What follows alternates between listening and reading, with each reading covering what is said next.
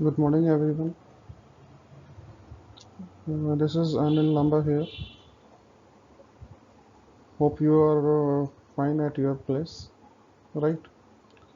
So, in the previous lecture, we have discussed about the definition of the cloud, and also we have discussed about the advantages and disadvantages of the cloud. If you have any doubts, we can discuss from that lecture also. If any doubts you have, you can ask from me. So, in today's lecture, we will discuss about the cloud computing architecture.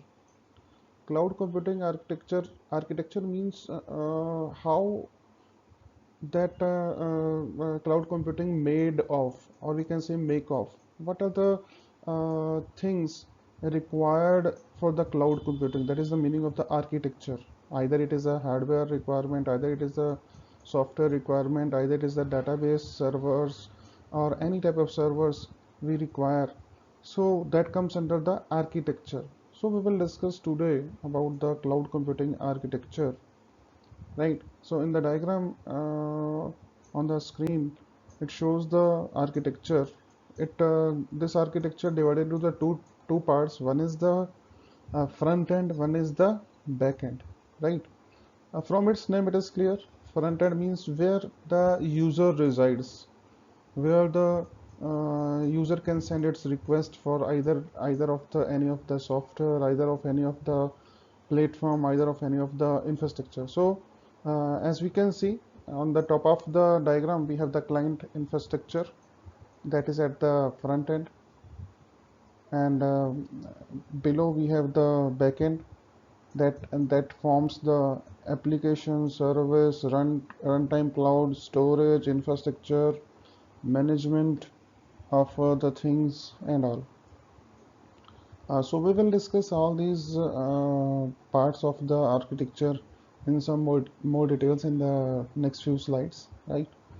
Um Cloud computing architecture. This is also the combination of service-oriented architecture and the event-driven architecture. What is the meaning of this one? Service-oriented architecture. Service-oriented architecture. This is also one of the style of the software design where services are provided to other components by the application component through the communication protocol over the network. Communication protocol means what? Communication protocol means when a source wants to send the information to the server, when a source wants to send the information to the destination, how that information goes to the destination from the source. Obviously, there is the communication between here. How it is possible? That is possible only through the communication protocol, and that protocol works on the network. So service oriented architecture that is required for here.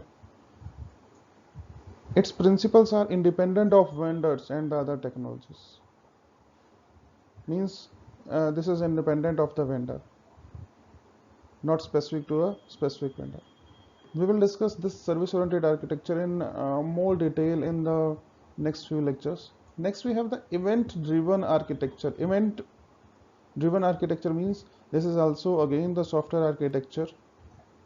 Event means what?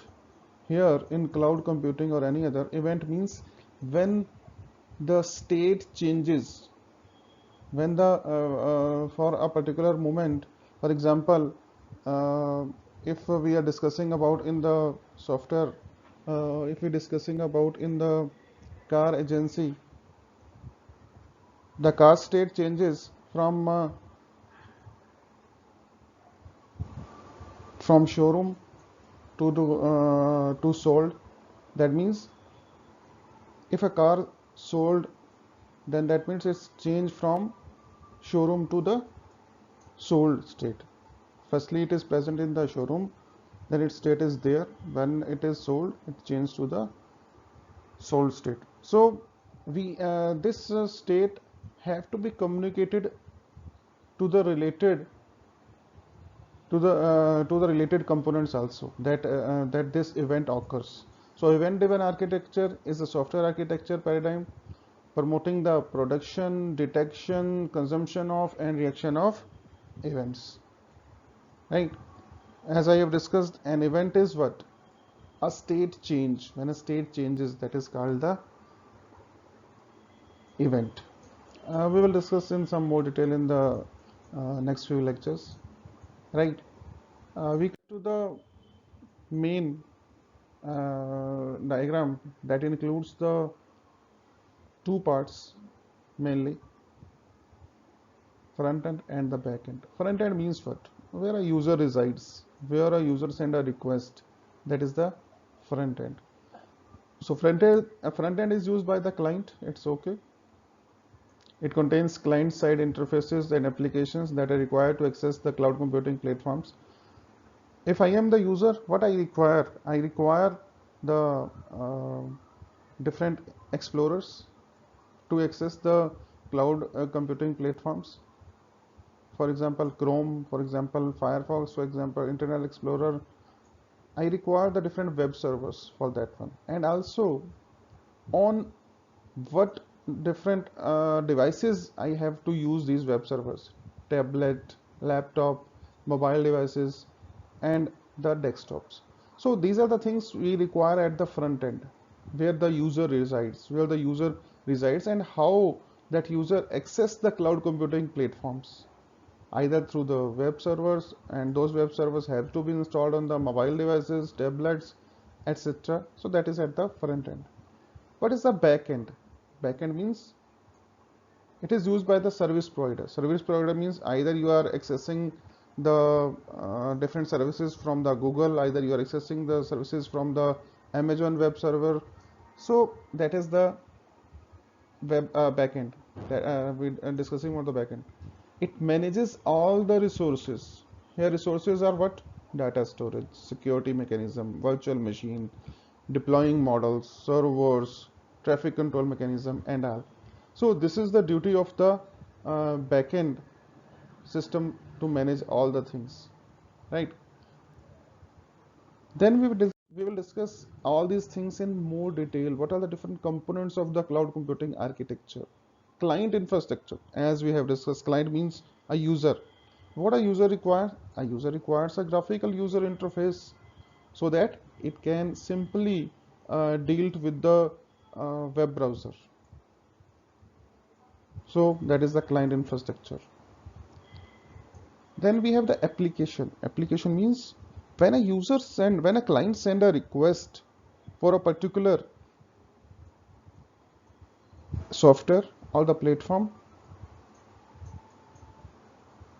that is called the application, right? When a client when a client wants to access any software or platform or anything, it send a request to the server, it send a request to the cloud, that is called the application part. Then we have the service. Service means a cloud service manages that which type of service you access according to requirement. So cloud computing offers the following three types of services. Three types of services are there. One is the software as a service, SaaS. One is the platform as a service. One is the infrastructure as a service. Uh, we have discussed these terms in the last lecture in very brief way, right? Software as a service. Software as a service means this is also called the cloud application service. This is also called the cloud application services. And when we are using the software as a service, so we don't require to download and install these applications.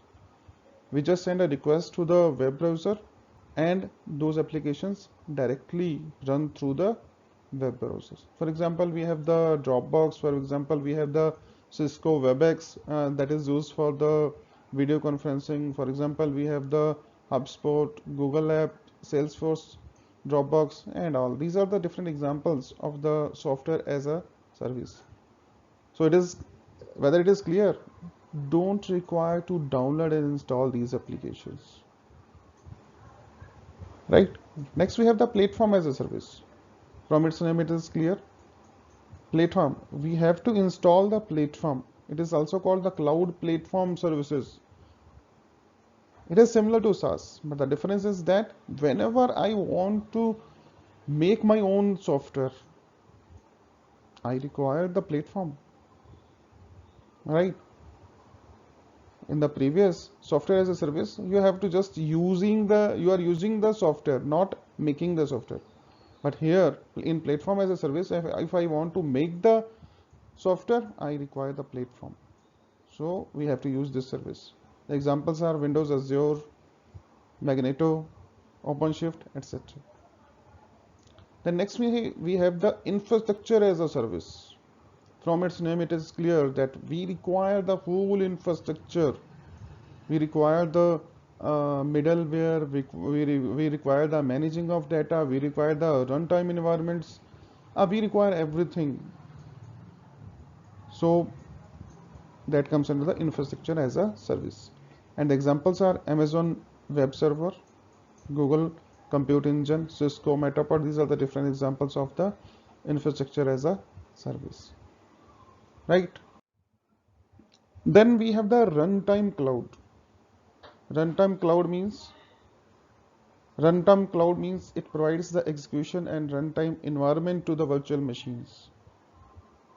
Execution and runtime means whenever you want to execute your any of the application, runtime means on the move. Runtime means when we are executing the any of the application, that is the runtime environment. Then we have the storage. It is the most important component of cloud computing. It provides the huge amount of storage capacity in the cloud to store and manage the data. This also comes under the architecture. Infrastructure, we have discussed. Infrastructure means the hardware requirement, the software requirement, the virtualization software, the network devices, the storage resources, cloud computing model, and all. All comes under the infrastructure. So this comes under the cloud infrastructure, right? Then we have the management. Management means the management of all the resources available on the cloud. For example, the infrastructure we have discussed. For example, the storage. For example, the runtime cloud. For example, application service. So how to manage these components, and also how to manage the security issues at the backend. How to make the coordination between them. Everything done by the management. Next we have the security. Security is an inbuilt backend component of the cloud computing. It implements a security mechanism at the backend. So how to ensure the security? We have discussed in the last lecture also. That is the main part of the security, and that is the main part of the cloud computing. How to manage how to insert the security, how to secure the useful data at the backend. So we have to ensure the proper security mechanism at the backend. And in the last, we have the most important here is in the cloud computing is the internet. The internet is what? It is the medium through which front end and back end can interact with each other. No internet, no communication between the front end and back end. Right? So this is all about the cloud computing architecture. Thank you.